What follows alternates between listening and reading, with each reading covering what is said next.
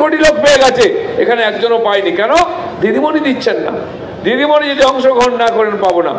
চাষিরা তখনই পয়সা পাবে দিদিমণির নাম আর অ্যাকাউন্ট নম্বর পাঠালে, দিদিমণি দিচ্ছেন না। তাই এই সমস্ত সুবিধা কেন্দ্র সরকারের যত প্ল্যানিং, যত পরিকল্পনা, তার যোজনার যদি লাভ পেতে হয় তাহলে কিন্তু এখানে বিজেপি সরকার আনতে হবে। তাই আমরা লড়াই করছি। এত অত্যাচার অনাচার দেখুন, এখনো বহু জায়গায় কাঁচা রাস্তা, ধুলো উঠছে, লাল ধুলো। আমারও মনে আছে, আমিও জঙ্গলমহলে ঝাড়গ্রামের ছেলে, ছোটবেলায় স্কুলে যেতাম খালি পায়ে, হাফ প্যান্ট পরে খালি পায়ে হাঁটতে হাঁটতে স্কুল যেতাম, লাল রাস্তা দিয়ে হাঁটু অবধি লাল ধুলো হতো, বৃষ্টির দিনে লাল কাদা হয়ে যেত। এখনো সেই সব রাস্তা পাকা হয়নি, নদীতে ব্রিজ হয়নি, খালে ব্রিজ হয়নি, ঘুরে ঘুরে যেতে হয়। কেন? এই যে 40-45 বছর ধরে আমি দেখছি জঙ্গলমহল একরকম আছে। আমাদের জঙ্গলমহল আদিবাসী মায়েদেরকে জঙ্গল থেকে কেঁদ পাতা, শাল পাতা নিয়ে এসে খালি পাতা তৈরি করে বিক্রি করে সংসার চালাতে হয়। এখানকার ছেলে পুলেকে চাকরি করতে হলে রাঁচি, জামশেদপুর যেতে হবে, না হলে হরিয়ানা যেতে হবে, গুজরাট, মহারাষ্ট্র যেতে হবে। এখানে চাকরি নেই, পড়াশোনা নেই। কেন হয়েছে? 70 বছর ধরে জঙ্গলের মহলের মানুষকে বোকা বানানো হয়েছে, বঞ্চিত করা হয়েছে। একবার কংগ্রেস সরকার, সিপিএম সরকার, টিএমসি সরকার, কিন্তু বাংলার জঙ্গলমহলের মানুষ কিছু পায়নি। তার বিরুদ্ধে আন্দোলন করেছে এখানকার লোকেরা। তাদেরকে মাওবাদী বলে হয় গুলি মেরে দিয়েছে, নাহলে ধরে নিয়ে জেলে ঢুকিয়ে দিয়েছে। আর আজকে তাদেরকে বার করে আবার চাকরি দেওয়ার ভাওতা দেওয়া হচ্ছে। বন্ধুগণ, এই সমস্ত পার্টিগুলো আমাদের বারবার বোকা বানিয়েছে। তাই জঙ্গলমহল এবং উত্তরবাংলার গরিব মানুষ বিজেপির দিকে এসেছে। কারণ ভারতীয় জনতা পার্টি মোদীজির নেতৃত্বে সারা ভারতবর্ষে যে কাজ করছে, গরিব মানুষের জন্য কাজ করছে।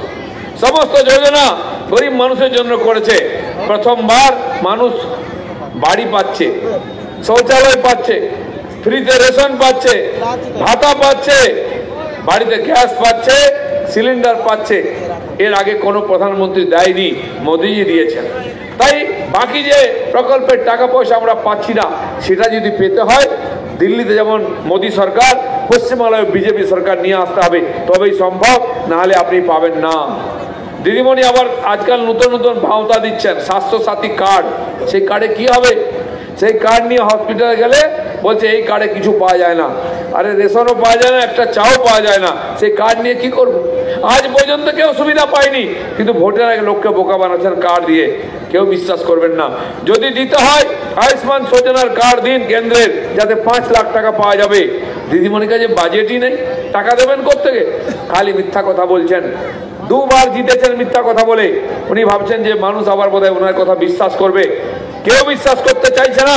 তাই পঞ্চায়েতে হারিয়েছে, পার্লামেন্টে হারিয়েছে।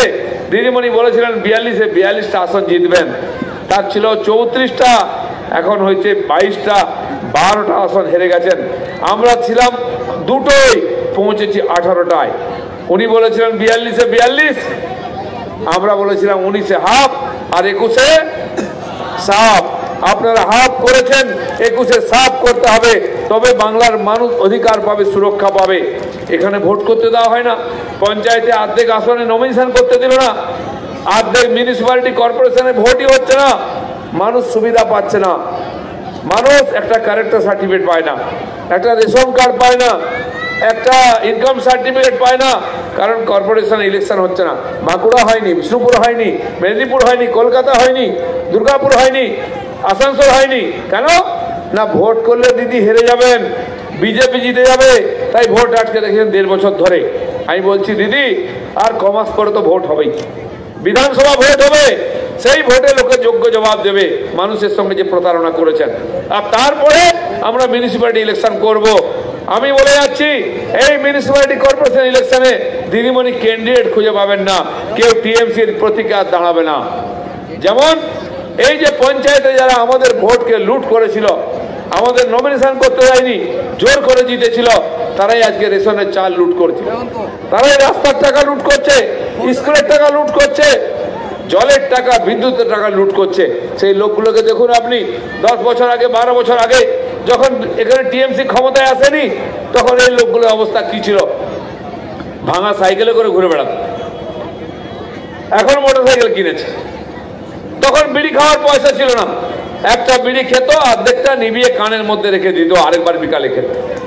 নিজের পয়সায় চা খাওয়া ছিল না, অন্যকে চেয়ে চা খেত, বলে 1 কাপ চা খাওয়া। আজকে ডেকে ডেকে লোকে স্পেশাল চা খাওয়াচ্ছে। যার বাইক ছিল সে গাড়ি কিনেছে, আছে 4 চাকার গাড়ি। যার বাড়িতে টিনের ছাদ, চালির ছাদ ছিল, সে এখন 2তলা 3তলা পাকা বাড়ি করেছে, দিদির শাড়ির মতো নীল সাদা রং। এই টাকা কোথা থেকে আসছে? কোথার থেকে টাকা আসছে? আমাদের টাকা, গরিব মানুষের টাকা, উন্নয়নের টাকা, মোদিজির পাঠানো টাকা। একটা পুকুর 2বার কেটেছে, জল নেই। একটা রাস্তা 2বার বানিয়েছে, খরচা করেছে, রাস্তায় ধুলো উঠছে, কারণ সব টাকা লুট হয়ে গেছে। তাই বন্ধুগণ, উন্নয়নের কথা বললে দিদিমণি বলছেন অনেক উন্নয়ন করেছি। কি উন্নয়ন করেছেন? উন্নয়ন তো কিছু করেছেন। আপনি গিয়ে দেখুন, গ্রামের মধ্যে যে পাকা বাড়িটা 2তলা হয়েছে সেটা টিএমসি লিডারের বাড়ি। যে বাড়ির সামনে দিয়ে পাকা রাস্তা হয়েছে, ঢালাই রাস্তা, সেটা টিএমসি নেতার বাড়ি। গ্রামে দেখে যে 4 চাকার গাড়ি দেখেন, নিশ্চয়ই দেখবেন সেটা টিএমসি নেতার গাড়ি। এই যে উন্নয়ন হয়েছে, টিএমসি নেতাদের উন্নয়ন হয়েছে, আর কোনো মানুষের হয়নি। তাই এই উন্নয়নটা বন্ধ করতে হবে। সরকারি পয়সা লুট করে যারা ফুটানি মারছে, বাড়ি গাড়ি করছে, তাদেরকে আমরা ভোগ করতে দেবো না। ইলেকশনের পরে এই পঞ্চায়েতের টাকা লুটের হিসাব হবে, রাস্তার টাকা লুটের হিসাব হবে, 100 দিনের টাকা লুটের হিসাব হবে। যারা লুট করেছে তাদেরকে বাঁকুড়ার জেলে পাঠানো হবে। বড় বড় নেতা হলে দমদম সেন্ট্রাল জেলে পাঠাবো, আর এমপি এমএলএ যারা, তারা ভুবনেশ্বরের জেলে যাবে, যেমন তাপস বাবু আর সুদীপ বাবু গেছিলেন। কাউকে ছাড়া হবে না। যারা গরিব মানুষের টাকা ঝেড়েছে, গরিব মানুষের জন্য মোদি হাজার হাজার কোটি টাকা পাঠাচ্ছেন, সে টাকা এখানে পৌঁছচ্ছে না, লুট হয়ে যাচ্ছে। তাই জঙ্গলমহলের উন্নয়ন হয় না, কাজ নেই লোকের। একবার একটু ধান চাষ করে বসে থাকে, চাষও হয় না, জলের ব্যবস্থা নাই। বাইরে যেতে হয় চাকরি করতে, পাথর ভাঙতে যেতে হচ্ছে দক্ষিণ ভারতে, লেবারের কাজ করতে যেতে হচ্ছে মুম্বাইতে, কারখানায় কাজ করতে গুজরাটে যেতে হচ্ছে। সারা বছর ওখানে থাকতে হয়, পুজোর সময় করে বাড়ি আসার সুযোগ পাই। বুড়ো বাবা মাকে ছেড়ে, ছেলে বউকে ছেড়ে বাইরে থাকতে হচ্ছে ছেলেদেরকে, কারণ এখানে চাকরি বাকরি নেই। কেন চাকরি বাকরি নাই? কারণ দিদিমণি দেখিয়ে দিয়েছেন তিনি কারখানা করতে দেবেন না। সিঙ্গুরের কারখানা বন্ধ করে টাটাকে তাড়িয়ে দিয়েছেন। সেদিনও খবর এসছে নদিয়াতে কারখানা হচ্ছে, তার মাঝখান দিয়ে ড্রেন খুঁড়ে দিচ্ছে, কারখানা করতে দেবে না কাটমানি না দিলে। তাই বন্ধুগণ, পশ্চিমবাংলা যদি পরিবর্তন করতে হয়, আরেকবার আগামী মে মাসে ভোটে পরিবর্তন করতে হবে, নূতন সরকার, বিজেপি সরকার আনতে হবে। সেই সরকারই বাংলায় পরিবর্তন করবে, যেমন রাজ্যে রাজ্যে আমরা করেছি। তাই লোকে আমাদের বারবার ভোট দিয়ে জেতাচ্ছে। পাশের রাজ্য বিহারে আমরা জিতলাম, গত মাসে ভোট হলো, নীতিশ কুমার মুখ্যমন্ত্রী হলেন 4 বার আমাদের সঙ্গে থেকে, কারণ তিনি কাজ করেছেন, দুর্নীতিমুক্ত হিংসামুক্ত প্রশাসন দিয়েছেন। মোদির উপরে বিশ্বাস আছে, বিজেপির উপরে বিশ্বাস আছে।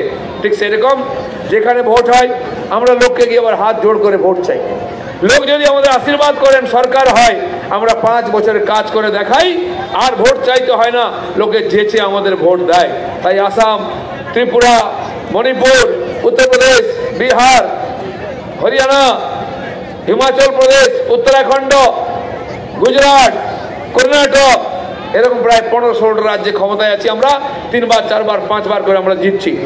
গতবারে লোকসভায় মোদিজি প্রথমবার প্রধানমন্ত্রী হলেন 282 সিট নিয়ে, আর এবারে 303 সিট জিতেছেন। 17 কোটি থেকে 24 কোটিতে ভোট গেছে। যেখানে যেখানে বিজেপি ঝান্ডা ছিল না, আজকে সেখানে বিজেপির সরকার হয়েছে, জয় শ্রীরাম আওয়াজ উঠছে।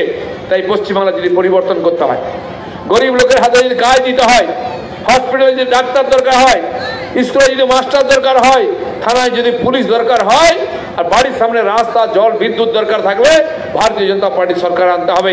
কারণ বিজেপি এটা দিতে পারে, সারা দেশে দিয়েছে। তাই রাজ্যে রাজ্যে আমরা জিতে চলেছি।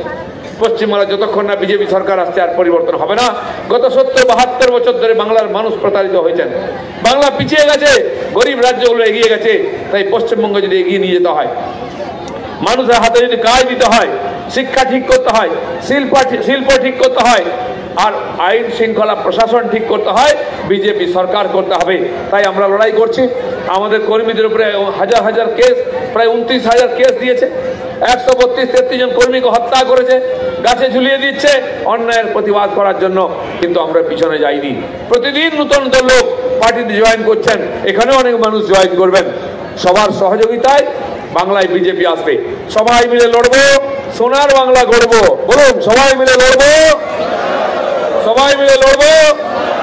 আসুন সবাই মিলে প্রতিজ্ঞা করি, মে মাসে নতুন সরকার নিয়ে এসে বাংলার পরিবর্তন করব। তাহলে আমাদের সংকল্প, আমাদের স্বপ্ন সফল হবে। এই বলে সবাইকে ধন্যবাদ। ভারত মাতা কি জয়। ধন্যবাদ জানাই মাননীয় রাজ্য সভাপতি দিলীপ ঘোষ মহাশয়কে। আমাদের এখন কিছু মানুষ এসেছেন যারা যোগদান করতে চান বিজেপিতে। আমি প্রথমে ডেকে নেব কোলামি বৈদিক আশ্রমের মহারাজ মাননীয় প্রদীপ মহারাজকে মঞ্চে আসার জন্য অনুরোধ জানাচ্ছি। লক্ষ্মীসাগর থেকে এসছেন সিপিএম এর নেতা লক্ষ্মীকান্ত পতি মহাশয়কে মঞ্চে আসার জন্য অনুরোধ জানাবো। আব্দুল রশিদ মন্ডলের নেতৃত্বে ইন্দপুর থেকে যে সমস্ত মুসলিম ভাইরা যোগদান করতে এসছেন, আবু জাফর মন্ডল, আয়েদ আলী মন্ডল, মনসুর খান, আসমান মন্ডল, ঈদের আলী মন্ডল এবং ইনাদের নেতৃত্বে প্রায় শতাধিক যে পরিবার এসছেন তাদের প্রত্যেককে মঞ্চে আসার জন্য অনুরোধ জানাবো। আপনাদের এই তালডাংরা মন্ডল থেকে যারা এসেছেন যোগদান করতে, তপন রায়, অজিত রায়,